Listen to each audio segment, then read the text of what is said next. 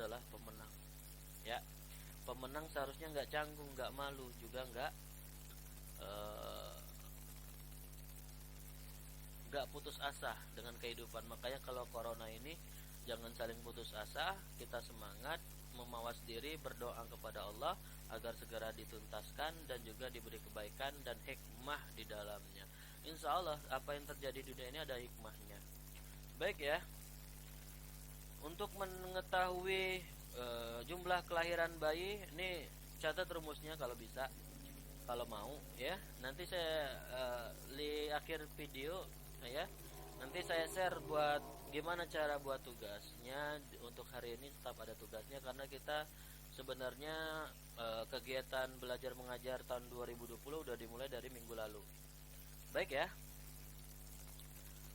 untuk menghitung angka kelahiran itu sama dengan ya, jumlah bayi lahir dalam 1 tahun dibandingin jumlah penduduk dikali 1000.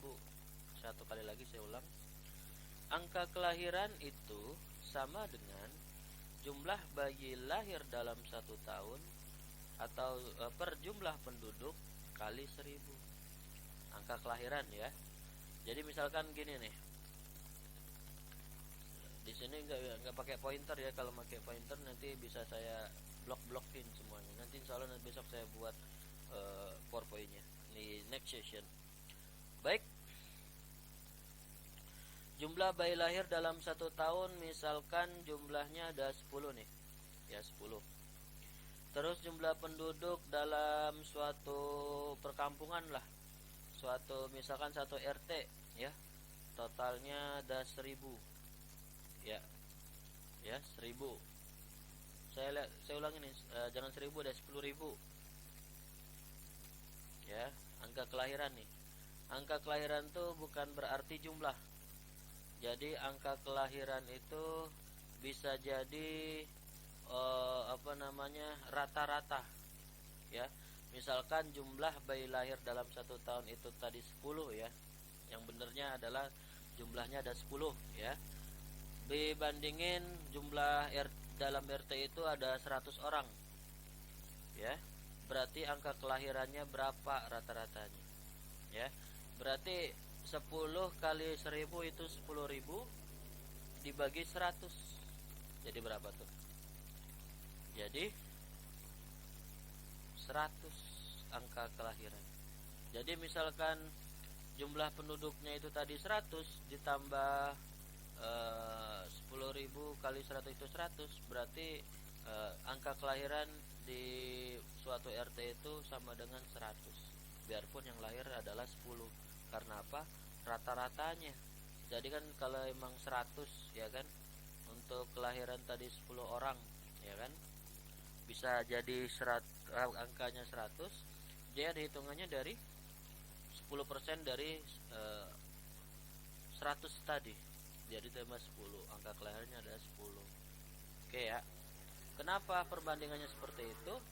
Jadi setiap kenaikan dari 20, dari 30 sampai 40 dari 100 tadi, jadi setiap kelahiran di RT itu bertambah 10, kelipatannya jadi 20, jadi 30. Coba deh hitungannya kita kalikan sama 100 kali 1000 dibagi 100 itu adalah 1000.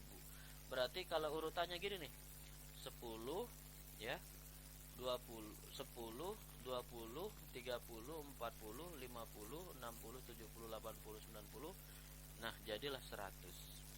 Paham maksud saya ya? Nah, untuk setelah melakukan perhitungan angka kelahiran, selanjutnya hasilnya dicocokkan dengan acuan pergolongan angka kelahiran berikut. Apabila angka kelahiran menunjukkan angka kurang dari 20, maka angka kelahiran di wilayah tersebut tergolong rendah. Apabila angka kelahiran menunjukkan angka antara 20-30, maka kelahiran di wilayah tersebut tergolong sedang. Apabila angka kelahiran menunjukkan angka lebih dari 30, maka angka kelahiran di wilayah tersebut tergolong tinggi. Kenapa? Saya dikelompokkan begini, kenapa? Karena kita bisa menganalisa nanti untuk populasinya. Misalkan kebutuhan satu rumah itu satu keluarga cuman muat bapak dan ibu satu anak, ya. Dan satu RT itu cuman hanya memiliki satu rumah. Berarti kapasitas misalkan nambah satu orang lagi, ya berarti kita nambah rumah, ya. Di apa namanya? Ditebanglah pohon-pohon di sekitar RT untuk membuat rumah baru, ya kan?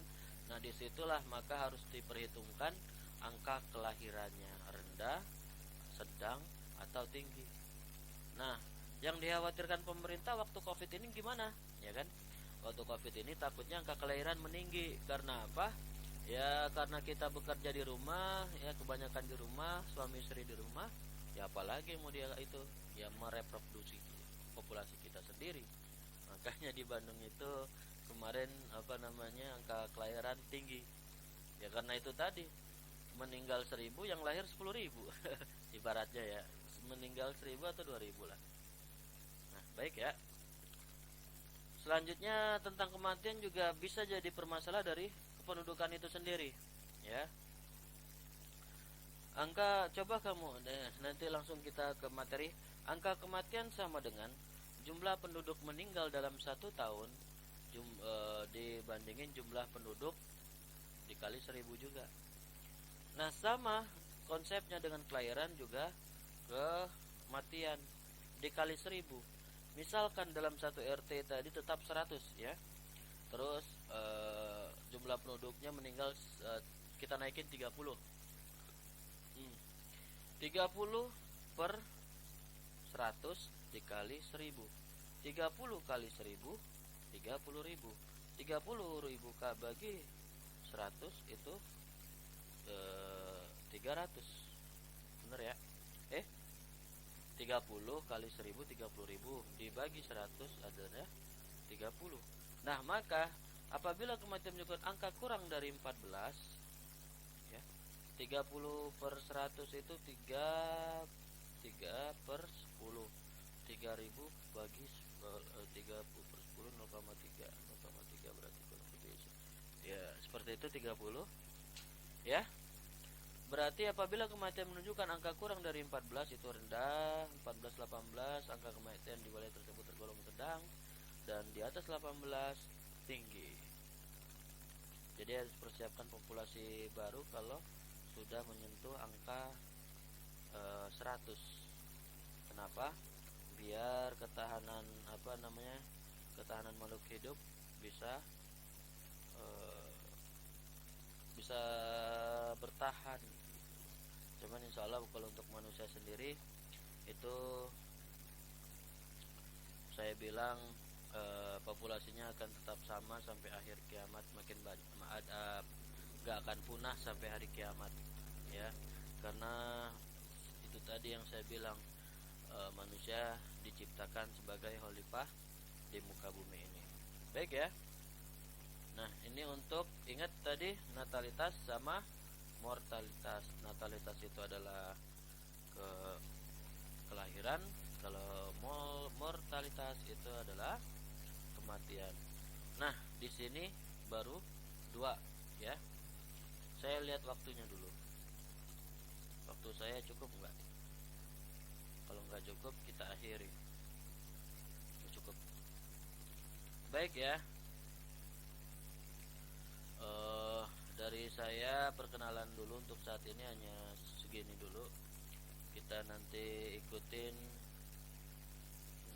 informasinya lewat Google Classroom, ya. Yang jelas kita sama-sama di sini coba membangun interaksi yang bagus, membuat atraktif, membuat video pembelajaran yang bagus, membuat kita nyaman belajar daring ini, sehingga kita dapat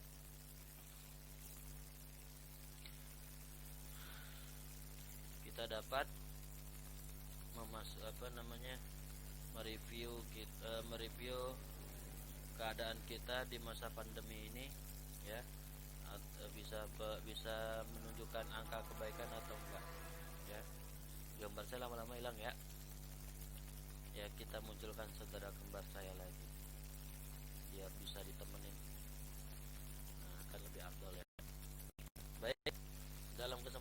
ini saya cukup, nanti saya share via WL di kelas untuk kode ke join kelas saya. Yang jelas lebihnya dari Allah ya, kurangnya dari saya. Apalah saya hanya manusia biasa, tapi saya mencoba untuk menyebarkan informasi dari Allah. Karena kalau Allah udah ngasih informasi tapi kagak dikomunikasikan, berarti kita sombong ya. Seharusnya kita dapat ilmu itu semakin menunduk, bukan semakin tinggi. Jadi kita amalkan, insya Allah apa yang kita pelajarin itu semakin tambah bertambah dan juga diridhoi Allah. Baik ya, cukup saya sampai di sini dulu. Saya akan lebih banyak nanti ke Google Classroom, dan hari ini saya cukup untuk video pembelajaran ini ya. Kita makan waktu 33 menit. Maaf kalau menghabiskan kuota Anda, tetapi insya Allah ini diganti oleh Allah, karena kita niatnya ibadah ya, belajar ibadah ya, kerja ibadah, keluar rumah ibadah ya, untuk melangsungkan kehidupan kita dengan niat lillahi ta'ala, juga dengan niat menuju ridhonya Allah. Baik ya, saya tutup ya. Atas lebihnya itu emang dari Allah, kurangnya dari saya akhiri dengan ucapan alhamdulillah. Semoga apa yang kita bicarakan hari ini kita dapat ilmunya, kita dapat informasinya. Terima kasih atas segala perhatian, terima kasih atas segala partisipasinya, terima kasih atas waktunya. Wabillahi taufiq wal hidayah. Wassalamualaikum warahmatullahi wabarakatuh.